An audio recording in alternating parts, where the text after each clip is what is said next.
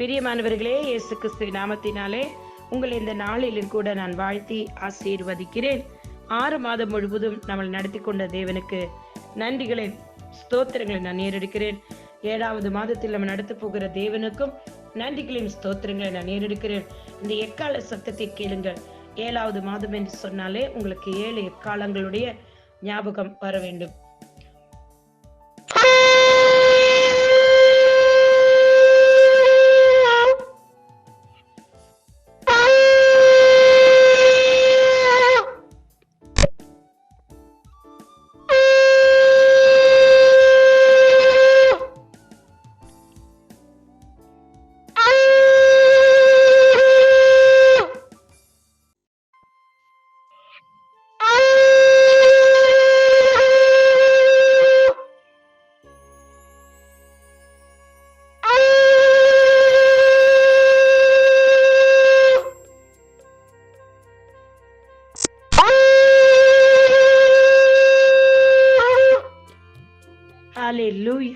எனக்கு அருமையானவர்களே, இந்த எக்கால சத்தத்தை நீங்கள் கேட்கும்போது உங்களுக்கு ஞாபகம் வரும். 7வது மாதம் என்று சொன்னாலே 7 எக்காலங்கள் வெளிப்படுத்தின விசேஷத்தில் வாசிக்கப்பட்டிருக்கிறது, ஊதப்பட்டிருக்கிறது. அதை குறித்து நாம் தியானித்திருக்கிறோம் என்பது உங்களுக்கு ஞாபகம் வர வேண்டும்.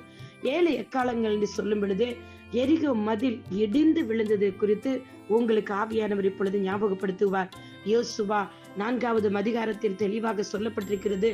யோசுவாவும் ஜனங்களும் 6 முறை நடந்து வந்த பிறகு 7வது முறை அந்த எரிகோ மதிலை சுற்றும் போது ஒவ்வொரு முறையும் 7 முறை சுற்ற வேண்டும் என்று சொல்லி, அப்படி தேவனாய் கர்த்தருடைய சத்தத்திற்கும் அவருடைய கட்டளைக்கும் கீழ்ப்படிந்தபடியினால் எரிகோ மதில் சுவர் என் தேவனாகிய கர்த்தர் அவர்கள் துதிக்கும் பொழுது இடிந்து விழுந்தது. பிரியமானவர்களே, இன்றைக்கும் இந்த 7வது மாதத்திற்கு தேவனாய் கர்த்தர் உங்களுக்கு தருகிற வாக்குத்தத்தமானது அராரத்து மலை மீது எப்படி அந்த பேழை அமர்ந்ததோ நீங்களும் அமர்ந்திருக்க போகிறீர்கள். இன்றைக்கு நீங்கள் அமர்ந்திருக்க முடியாத அளவுக்கு 6 மாதமும் உங்களுக்கு பிரச்சனை, போராட்டம் இருந்ததா? ஒரே கலக்கம், குழப்பம், அங்கு போகலாமா, இங்கு வரலாமா, இப்படியெல்லாம் உங்களை சத்துரு போராடி கொண்டிருந்தானா? என் தேவனாகிய கர்த்தர் நீங்கள் ஜெபித்த ஜெபத்திற்கு விண்ணப்பத்திற்கு பதிலாக ஆதியாகமம் 8வது அதிகாரம் 4வது வசனம் வாக்குத்தத்தமாய் உங்களுக்கு தருகிறார். அமர்ந்திருக்கும்படி சொல்லுகிறார். அமர்ந்திருங்க, அமைதலாயிருங்க, நானே கர்த்தர் என்று அறிந்து கொள்வீர்கள் என்று சொல்லி உங்களுக்கு சொல்லுகிறார். அநேகர் அமைதியில் இல்லாம இருக்கிறீங்க. உங்களுக்காக தான் இந்த வாக்குத்தத்தம். 7ஆம் மாதம் 17ஆம் தேதியிலே பேழை அராரத் என்னும் மலை மேல் தங்கிற்று.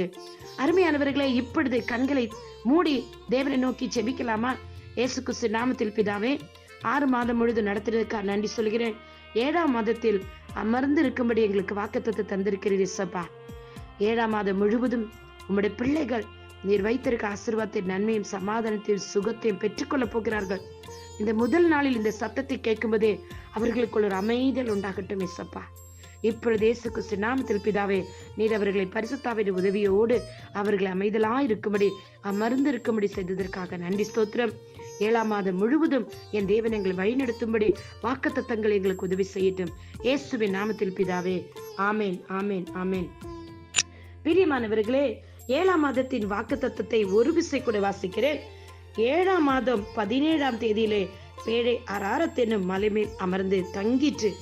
அருமையானவர்களே, 7ஆம் மாதம் 17ஆம் தேதி அராரத் என்கிற அந்த மலையின் மீது அந்த இடத்தை குறிக்கிறது.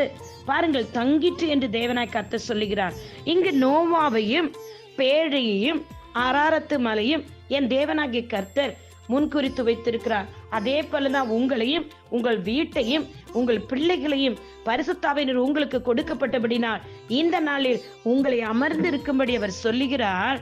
இந்த வேத பகுதியை நம்ம வாசிக்கும் பொழுது ஆதாம் ஏவாள் செய்த பாவத்தின் நிமித்தமாக தேவனாகிய கர்த்தர் பூமியின் மீது நடக்கிற கொடுமைகளை கண்டு, சீர்கட்டிருந்ததை கண்டு, அவர் மாம்சமான யாவரை பூமியிலிருந்து அழித்து போடுவேன் என்று சொல்லி அவர் தீர்மானம் பண்ணுகிறார். அப்படி தீர்மானம் பண்ணி தேவன் அதில் ஒருவரை மட்டும் தெரிந்து கொள்கிறார். யாரை என்று சொன்னால், தேவனாகிய கர்த்தர் முன் குறித்த பூரண வயதுடைய, அதாவது லாமேக்குடைய மகனாகிய நோவாவை தேவனாய் கர்த்தர் தெரிந்து கொள்கிறார். இந்த லாமெக்கை பார்த்தீர்கள் என்றால் 777 ஆண்டு வரையிலும் அவர் உயிரோடு இருந்திருக்கிறார். பூரண ஆண்டு பிரியமானவர்களே.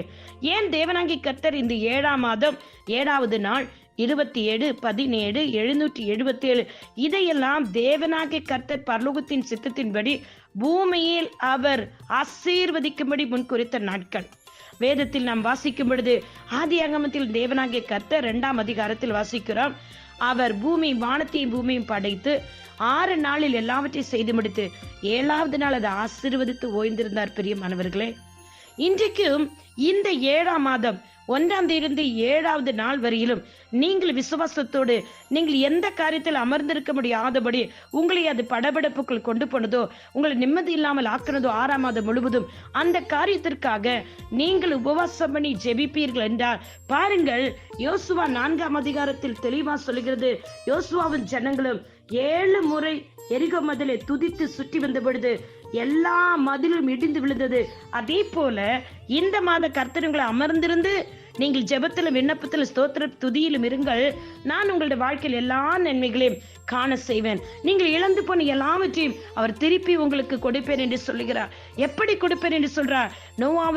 நோவாவை சுற்றி இருந்த ஜனங்களை வெள்ளத்தினால் அழித்தது போல இனி அழிக்க மாட்டேன் என்று சொல்லி அவர் வானவில்லை கொண்டு நோவா காலத்தில் ஒரு உடன்படிக்கை பண்ணினார் இல்லையா? ஆதியாகமம் 8ஆம் அதிகாரத்தில் இல்லையா?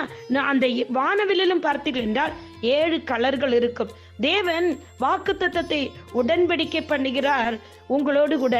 அதே போல இன்றைக்கும் என் தேவனாகிய கர்த்தர் இந்த 7ஆம் மாதம் அநேக வார்த்தைகளோடு கூட உங்களோடு கூட உடன்படிக்கை பண்ணினது எல்லாம் அவர் நிறைவேற்ற போகிறார். நீங்கள் அமர்ந்திருங்கள் என்று சொல்லுகிறார். நீங்கள் இழந்து போன காரியங்கள் இது எத்தனை இருக்கலாம், ஆனால் இன்றைக்கு என் தேவனாகிய கர்த்தர் எனக்கு வாக்குத்தத்தம் கொடுத்திருக்கிறார்.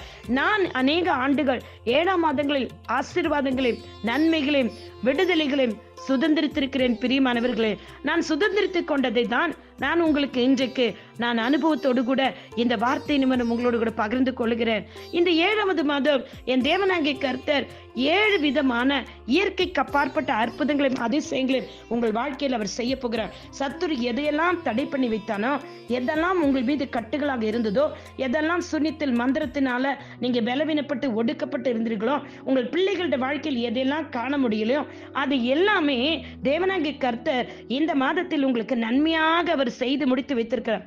அதனாலதான் அமர்ந்திருங்க, நானே கர்த்தர் என்று அறிந்து கொள்ளுங்கள் என்று தேவனாகிய கர்த்தர் பிரியமானவர்களை உங்களுக்கும் எனக்கும் சொல்லுகிறார். பிரியமானவர்களே, தேவனாகிய கர்த்தர் அவர் நல்லவராய் இருக்கிறார். அவர் உங்களுக்கும் எனக்கும் போதுமானவராய் இருக்கிறார். பாருங்கள், யோவேல் தீர்க்கதரிசன புஸ்தகத்துல நீங்களும் நானும் வாசிப்போம் என்றால் 2வது அதிகாரம் யோவேல் தீர்க்கதரிசன புஸ்தகம் 2வது அதிகாரத்தில் 23 28 வரையிலும் மறுபடி 32 வாசிப்பீர்கள் என்றால் 7 ஆசீர்வாதங்களை அங்கள் தேவன் உங்களுக்காக ஆயத்தப்படுத்தி வைத்திருக்கிறார். பார்ப்போம். முதலாவதாக தேவன் இரட்டிப்பான ஆசீர்வாதத்தை உங்களுக்கு 23வது வசனத்தில் வைத்திருக்கிறார். உங்களுக்கு முன்மாரியும் பின்மாரியும் ஏற்கனவே வர்ஷிக்க பண்ணுவார் என்று சொல்லப்பட்டிருக்கிறது. அதனால் நீங்கள் மகிழ்ந்து களி கூறுங்கள். 7 நாள் உபவாசத்தில் ஜெபத்தோடு கருத்தோடு ஆராதித்துக் கொண்டு இருங்கள். இரட்டிப்பான ஆசீர்வாதத்தை உங்களுக்கு தரப்போகிறார். 24வது வசனம் பாருங்கள். உங்கள் பொருளாதாரம், உங்கள் வீட்டில் தானியங்களும் களஞ்சியத்தில் எண்ணெயும் திராட்சரசும் பெருக்கெடுத்து ஓட செய்ய போகிறார். நீங்கள் அமர்ந்திருங்கள் என்று சொல்லுகிறார். 25வது வசனம் பாருங்கள். உங்களை மறுசீரமைக்க போகிறார். உங்களுடைய வாழ்க்கையை கட்டி எழுப்ப போகிறார்.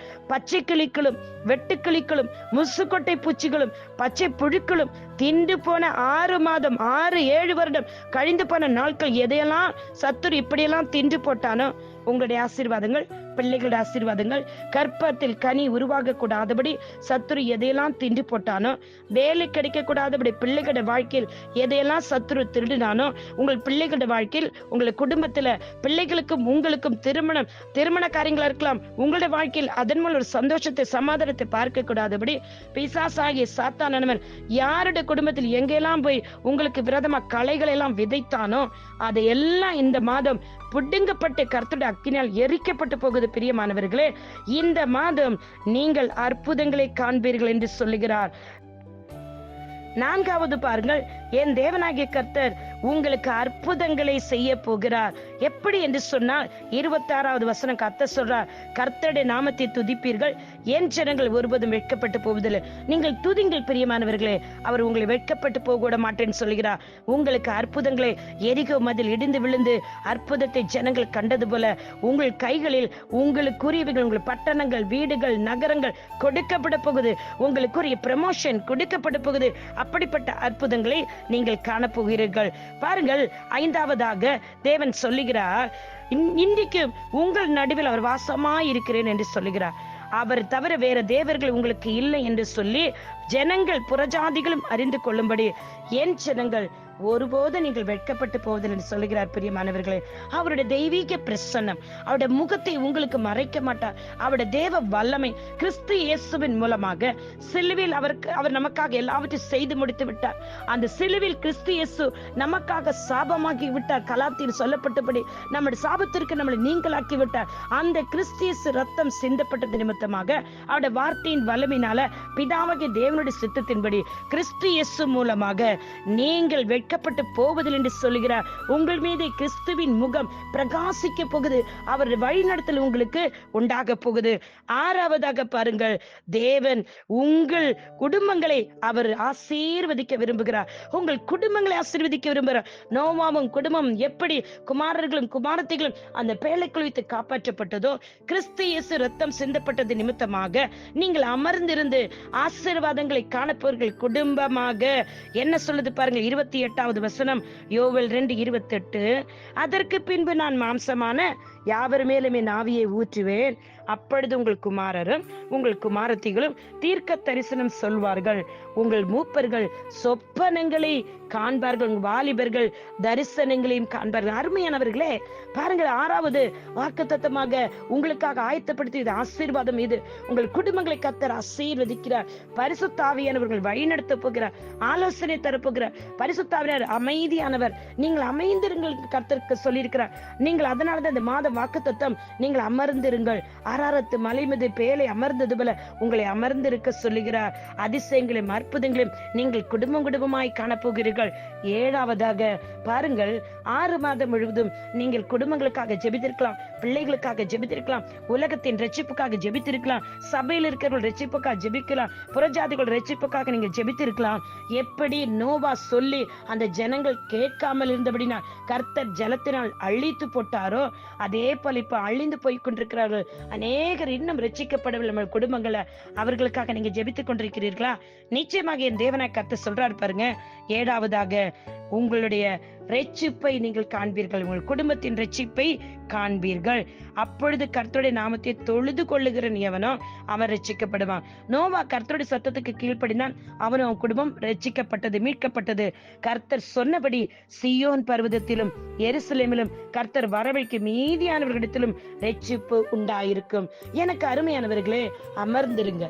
இந்த மாதம் 1ஆம் தேதி 7ஆம் தேதி வரைக்கும் உபவாசம் பண்ணி அமர்ந்து துதித்துக் கொண்டிருங்கள். இப்படிப்பட்ட 7 ஆசீர்வாதங்களும் என் தேவனாய் கர்த்தர் உங்களுக்கு செய்ய போகிறார். அவருடைய கருத்தில் நீங்கள் விடுதலையும் நன்மைகளையும் பெற்றுக்கொள்ள போகிறீர்கள் பெரியமானவர்களே. ஏனென்றால் அவர் ஏற்கனவே உங்களுக்காக எல்லாவற்றையும் செய்து முடித்து வைத்திருக்கிறார். 6 மாதம் முழுவதும் நீ கடந்து வந்த பாதையை திரும்பி பார்க்காத, அவைக்கெல்லாம் கண்ணீரோடு நன்றி சொல்லு. 7வது மாதம் தேவன் நம்மோடு கூட வார்த்தையின் மூலம் உடன்படிக்கை பண்ணிருக்கிறார். வாக்கு தத்தம் பண்ணவர், வாக்கு மாறாதவர். எப்படி நோவாவுடைய தகப்பன் பூரண வயது உள்ளவனாக அவன் மரித்த போது நோவாவை கொண்டு இனி இந்த ஜனங்களை வழிநடத்துவேன், தேவன் படைத்து வைத்த எல்லாவற்றிலும் அவன் நம்மளுக்கு ஆசீர்வாதமா இருப்பான் என்று சொல்லி அந்த வசனம் சொல்லப்படுகிறதோ, அதே போல இந்த நாட்களில் நீங்க உங்க பிள்ளைகளுக்காக ஜெபித்துக் கொண்டிருக்கிறார். பிள்ளைகள் மூலம் ஆசீர்வாதத்தை காண போகிறீர்கள். கிறிஸ்து இயேசு ரத்தம் சிந்தப்பட்டது நிமித்தமாக, அவருடைய சிலுவையை நம்ம தியானிக்கிறது நிமித்தமாக, அவருடைய சிலுவையை நம்ம நோக்கி பார்க்கிறது நிமித்தமாக நிச்சயமாக எல்லா சாபத்திலிருந்தும், எல்லா பிசாசின் கட்டிலிருந்தும், எல்லா செய்வின சூனிய கட்டுகளிலிருந்தும், மந்திர கிரிகளிலிருந்தும் தேவனாக கர்த்தர் உங்களை விடுவித்து புதிய மாதம் ஆசீர்வாதத்தின் நன்மையும் இந்த மாத துவக்கத்திலிருந்து 12ஆம் மாத வரையிலும் உங்களை அவர் ஆசீர்வதிக்க போகிறார். நீங்கள் அமர்ந்திருந்து நீங்கள் அதை ருசிக்க போகிறீர்கள். யுத்தம் உன்னுடையதல்ல, கர்த்தருடையது. அமைதலாயிருங்கள் பிரியமானவர்களே, கர்த்தருடைய பாதத்தில் காத்திருங்கள்.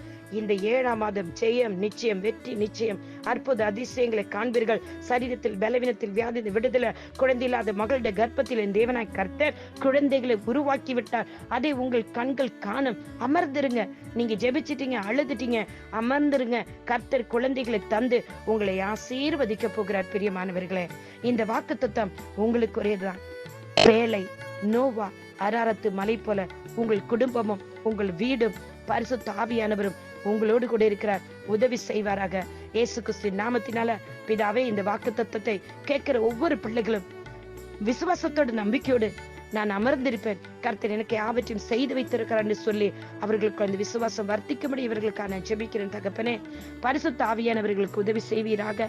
இயேசு கிறிஸ்து ரத்தம் சிந்தப்பட்டது நிமித்தமாக ஆபிரகாமின் ஆசீர்வாதம் அத்தனையும் கிறிஸ்து இயேசு மூலம் எங்களுக்கு கிடைத்ததே. கிறிஸ்து இயேசு மூலம் எல்லா சாபத்திற்கும் நாங்கள் நீங்களாக்க விட்டோம் என்ற வாக்குத்தத்தை நான் விசுவாசித்து இவர்களுக்காக ஜெபிக்கிறேன். அப்பா, எல்லாவரையும் ஆசீர்வதிங்க, வழிநடத்துங்க. அநேக சாட்சிகள் மட்டும் 7ஆம் மாதத்தில் அற்புதங்கள் அதிசயங்களை கண்டோம் என்று சொல்லி 8ஆம் மாதத்தில் இந்த சாட்சி பகிர்ந்து கொள்ள கர்த்தர் இவர்களுக்கு உதவி செய்வீராக.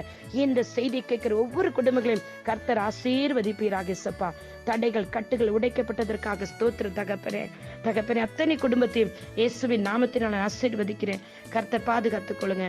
இன்றைக்கும் அப்பா, இந்த குடும்பங்கள் துவக்கத்திலிருந்து முடிவரையும் நிலைத்து நிற்கும்படி இந்த வாக்குத்தத்தம் இவர்களுக்கு உதவி செய்யட்டும். இயேசுவின் நாமத்தில் பிதாவே, ஆமென். God bless you all. உங்களுடைய சகோதரி எவாஞ்சலிஸ்ட் ஷீலா ரொசாரியோ. ஆமென், ஆமென், ஆமென்.